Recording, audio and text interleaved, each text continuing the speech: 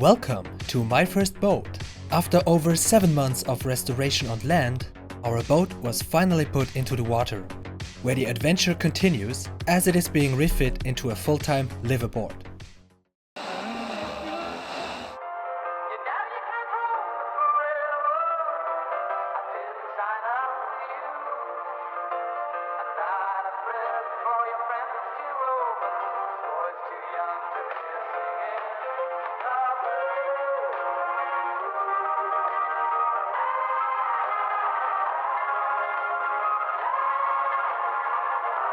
Welcome to part 2 of the 32nd week of this restoration project. We are now on the day after my solo mission. Our boat is docked back on the island and we're gonna make use of this platform here to cut some plywood plates for the engine room. The first one here for the area behind our main DC battery bank. So let's get started with the first board. And because I'm working so close to the water, I try my best to vacuum as much wood dust as possible.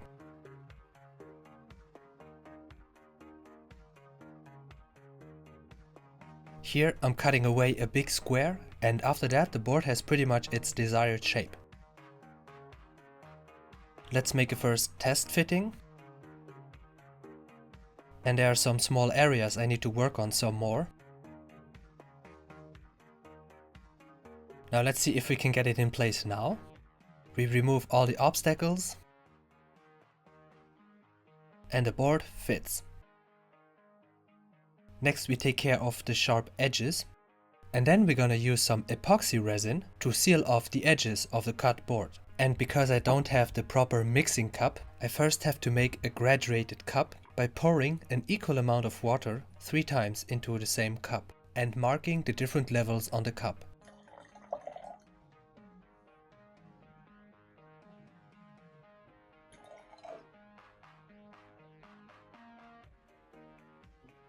Now we can pour in the resin in a ratio of 2:1, and the last third will be filled up with hardener. Then the whole thing needs to be stirred until it's completely clear, which takes about 3 minutes. And then we can apply it on the edges of the board.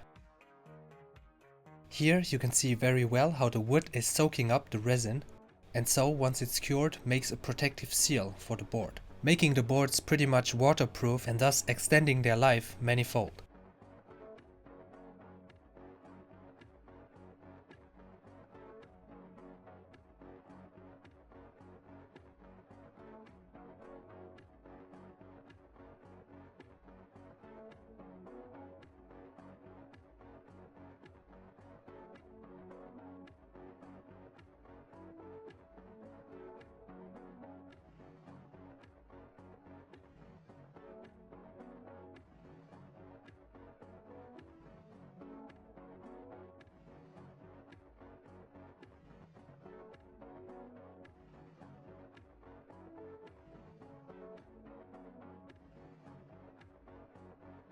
And after letting it cure for a day, this board is almost finished.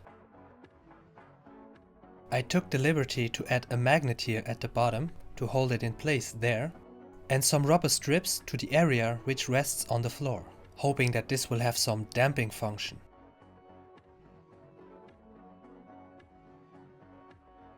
Alright then, let's put the board in place. Now we can tie the steering cables back up. And there you have it.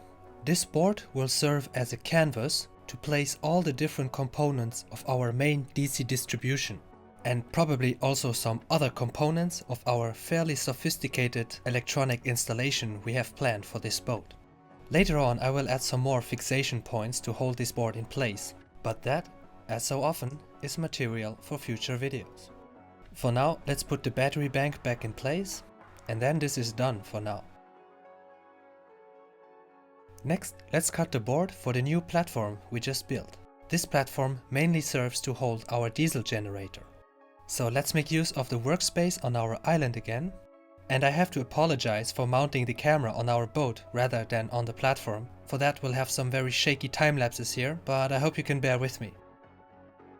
So here I'm cutting out everything that would stand in the way of the board. Once again, making sure to catch as much dust with the vacuum cleaner as possible so that it doesn't pollute the water.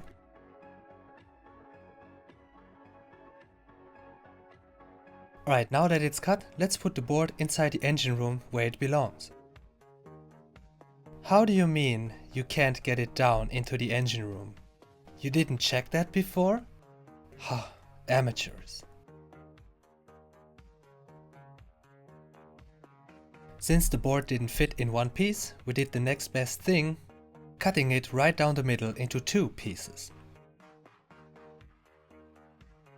We then repeated the same process with epoxy resin to make these boards also pretty much waterproof. And after letting the resin cure for a day, you can see how the edges of the wood have soaked up the resin into their fibers, thus preventing any water from getting in. So let's see if now the boards fit. And yes, they do.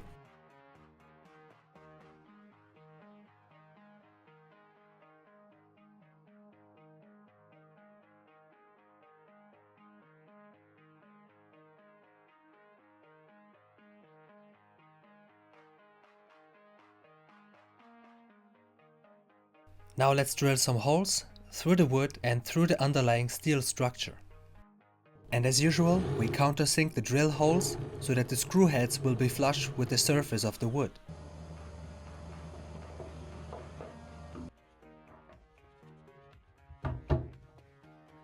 And just in case you missed it, here's another one.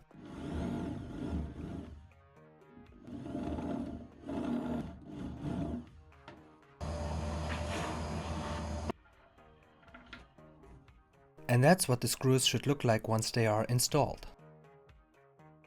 Alright, then let's prepare the remaining holes and move on to the next steps. Alright, now the holes are drilled and it's looking finished from above, but it's not quite finished from below. So let's remove the plates again and take care of another couple things. First, I want to paint the steel structure of the platform with our good old Dan Boleyn bilge paint.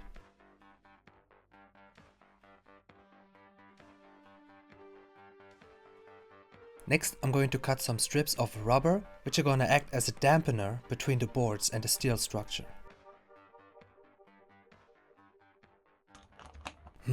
This reminds me of something.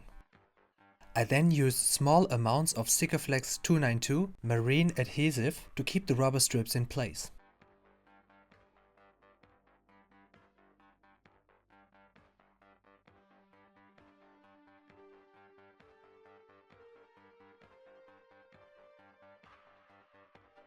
And there you have it. Now the structure is finished and we can put the boards back.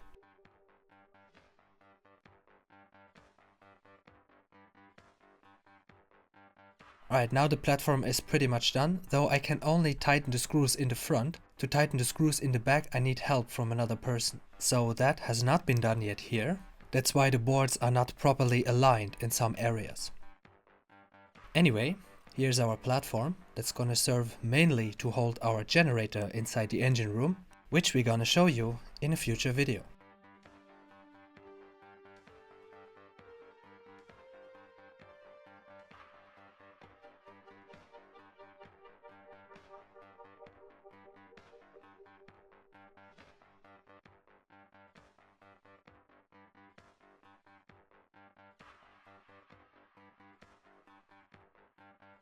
Next, let me show you how I installed some of these cable channels in some crucial areas of this boat. First, we'll start here in the engine room, where we want to create a path from one side of the engine to the other. We're gonna need some holes in the steel to put the screws through. Some are already existing and others need to be drilled. As usual, I'm using thread locker to prevent the screws from undoing themselves due to vibrations. And the first cable channel is in place.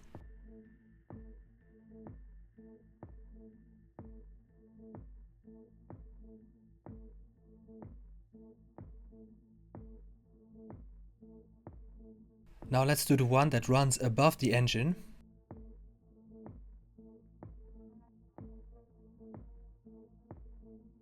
For this we're gonna use these tiny angle brackets, and of course we'll have to drill some holes for those.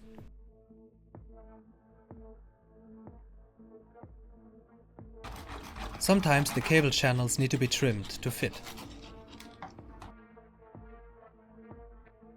Right, now we can put that in place and then move on to the third one.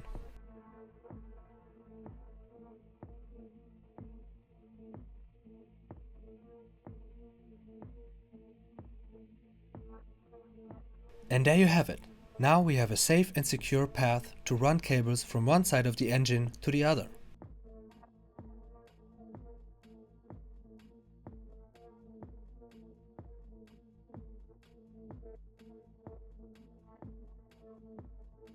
Alright, next let's put one down here in the bilge of the forward cabin.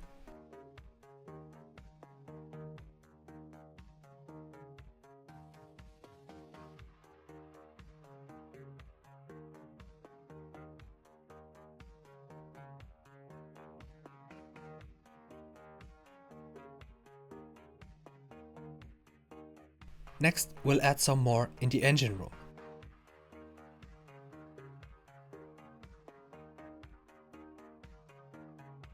We cut the cable channel to the proper length. Here, once again, we're using those small angle brackets.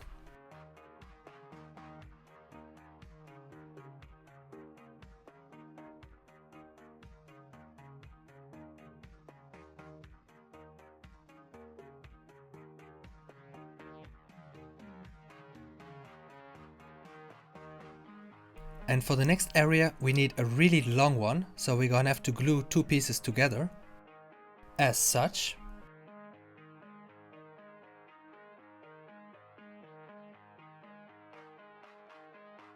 And then I put that one in place. And here I didn't want to close it up completely, because that is actually really hard to do, so better wait for all the cables to be in place and then close it up.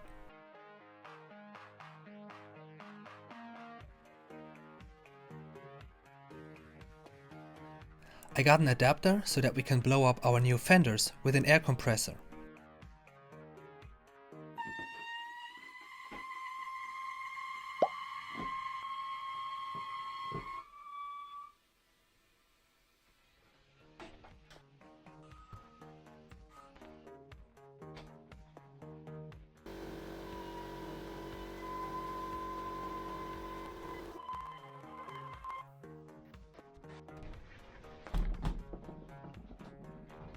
The last thing for today is how I attach this pipe for the diesel heater. I got these little things, whatever you call those, which are meant to attach cable ties. The cable ties I'm using can be reopened, which makes installation of future materials and maintenance much easier. Here again I'm using Sikaflex marine adhesive.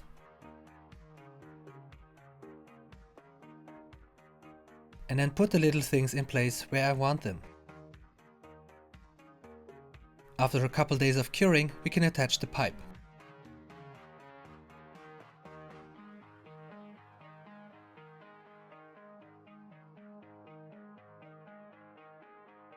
And there you have it.